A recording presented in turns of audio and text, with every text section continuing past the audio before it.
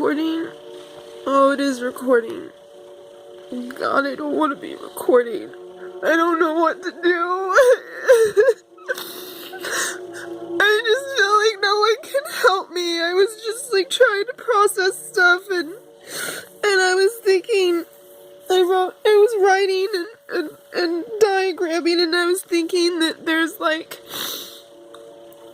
there's this, something happened in my brain, in my mind, in my belief system, that when I went psychotic, and that psychosis pushed out the most important person in the world to me, and made him push me off of a pedestal. Like, I feel so afraid of getting close to, like enlightenment, because it's just, like, right next to the psychosis, and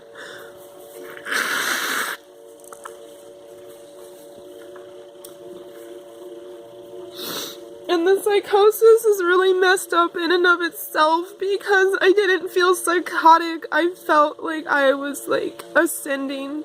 I felt like I was divinely guided. I had a lot of guidance. I had so much guidance. There were so many voices that, or like a voice, there was, like, I was compelled.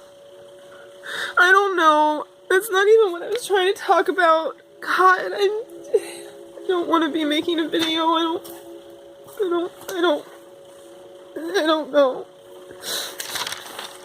But there's this lump that I'm like, oh God, that's crazy. And I look at my life back before I went psychotic, and I just feel like I don't know how I held all that love and light. I don't know how I was so positive. Like, remember, do you guys remember when I used to say that hope is beneath me? I don't hope. I don't believe in hope. What I held for myself, for my future, for my healing, like, it wasn't hope, it was this certainty. I was 100% certain. 100% certain. Like, I saw it, I felt it so clearly, just living in complete bliss with the love of my life, healthy again. I was, like, it was so real to me. It didn't feel far away at all. It just felt like I had to be patient. And I had to keep doing what I was doing, which is trying to heal myself. Instead of giving up and taking a bunch of antibiotics and stuff.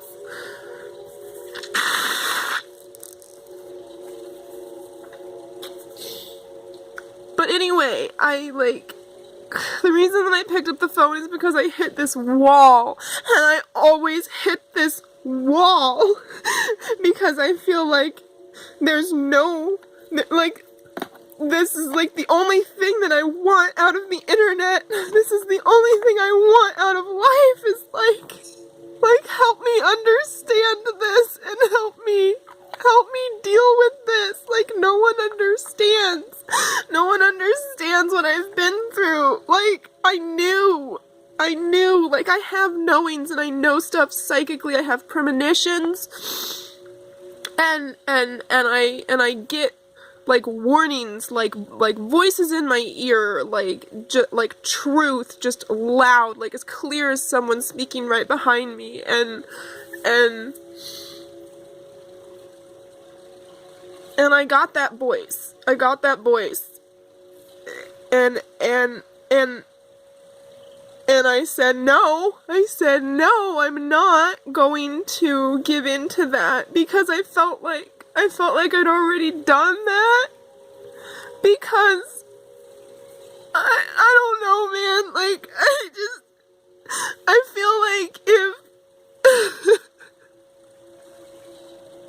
I guess I feel like if I had let it go before that first boyfriend, that first guy I had sex with, that guy I really loved, that guy I really loved as much as I could, like, I hardly knew how to experience love, and, like, I wouldn't even call that love, but, like, I loved him. Like, I chose him, and I wanted to, like, do life with him, and I had sex with him, and he had sex with someone else, and I was there for that. I was there for that. I'd only had sex with him. I'd only had sex with him, and I was just, he was late, and I was just laying in bed looking up at my ceiling fan that I had attached glow-in-the-dark stars to, and I was there, and I didn't mean to be, and I mean, I was like, he's late, I'm worried, like, is he drinking? Because he had been increasingly having problems with consuming alcohol and over-consuming marijuana, and I just like thought of him, and I just went to him, like I just flew right to him, and then I was like in him, looking out of him, and like stuff on her dresser, and he had sex with her, and I was like, I was there for it, my spirit was there for it, and when he came home, I jumped all over his ass. I was like, you had sex with Jessica. You cheated on me. You had sex with Jessica. I can't believe you did that. And like part of me, I felt like I lived that, you know, I did that, and I experienced that, and I made it real. I feel like I made it real. Like it was just this thing that my spirit experienced until I made it real by jumping all over his ass and telling him that I knew when he got home. Like I guess that's what I felt like was happening. I mean, looking back now that I have the second time, and I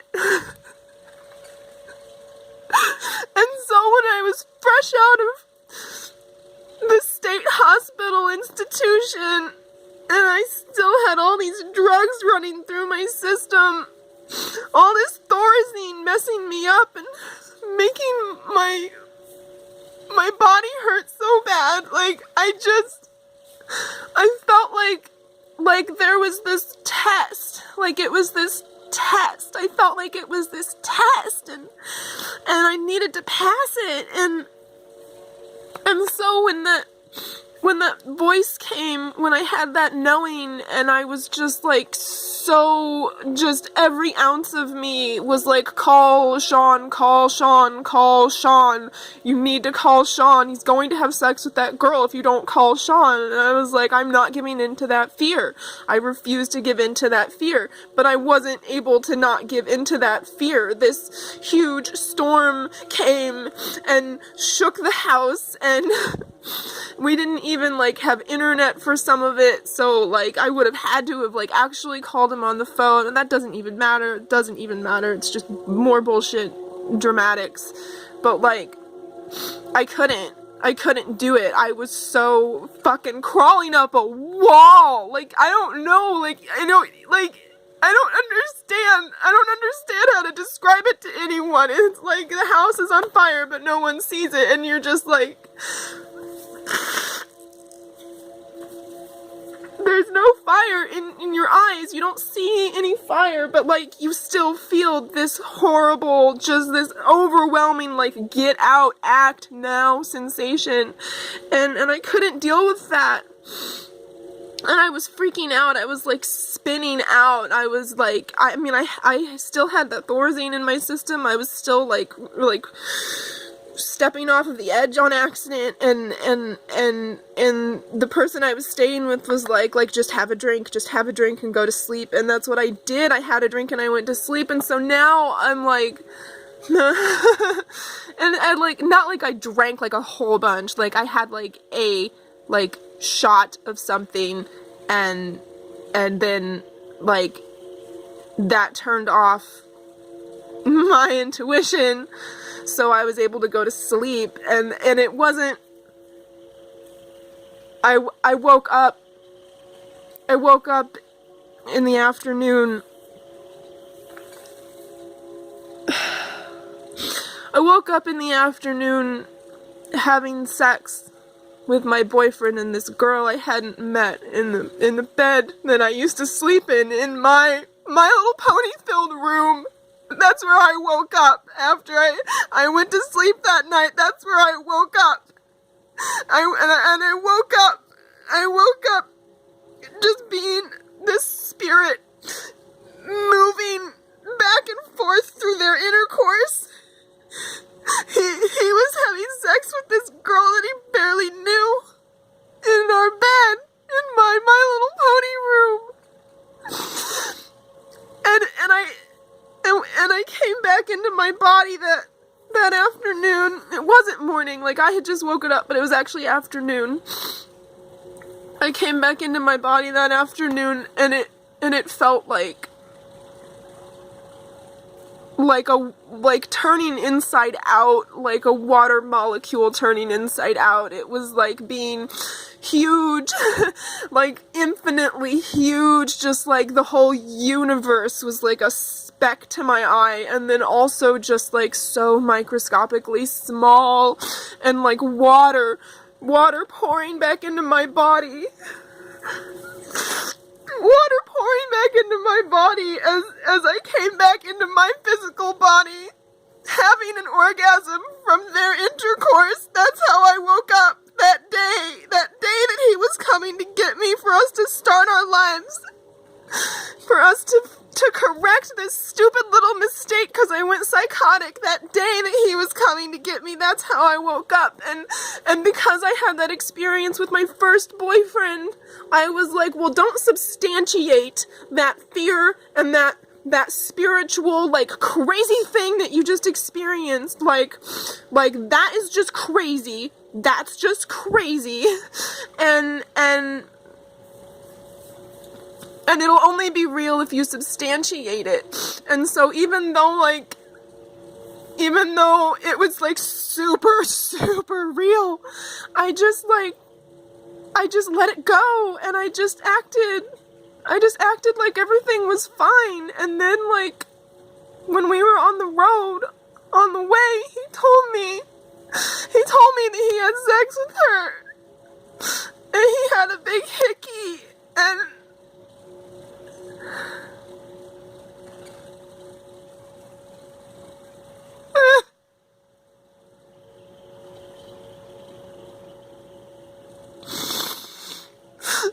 and that happened. That was real. That was real. And any other time that he had a lover, after my psychotic break, after he was done with me and he had other girls, I was there. I was there for their sex. I keep going into him when he's having sex with other girls. And this is just some, like, natural thing that happens for me when I have sex with anyone.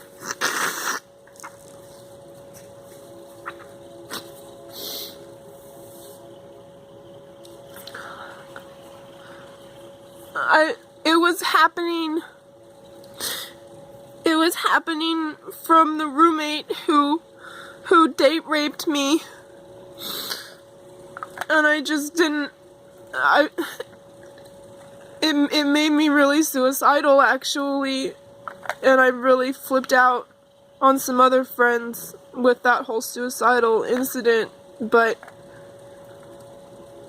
I was date raped. I didn't want to have sex with him, and I never would have had sex with him. And then the next times he had sex with girls after he had sex with me, I was having sex with him from his perspective. Like, I don't know, man. Like, I just want it to be crazy, and I know that it's not crazy. Like, it can't be crazy. Like, the times match and everything. Like, oh God, I can't deal with it. I can't deal with it. And like, there's no source. There's no source that's talking about this. There's no one that can explain it to me. Like,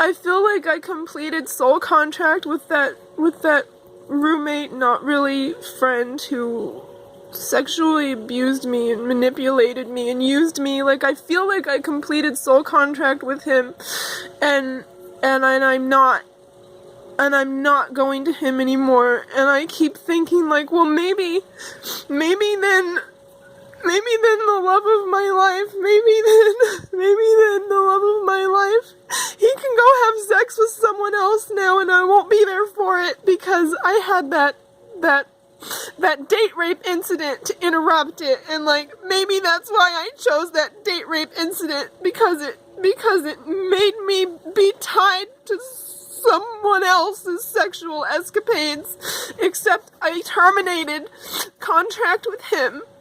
But I'm just so afraid. I'm just so afraid that this is gonna be the rest of my life. Like, it wasn't just that one time with my Sean. It wasn't just that one time. That first time, it was like, it was the strongest, like, oh my God. But every other time, it just feels like I'm being pulled out of my body, and there's like this alarm going off, and it's like a fire alarm. It's an industrial fire alarm right by my head, and I literally like run around and try to distract myself from it, but it's just like this, it's just this alarm that keeps going off, and I don't want to experience that ever again.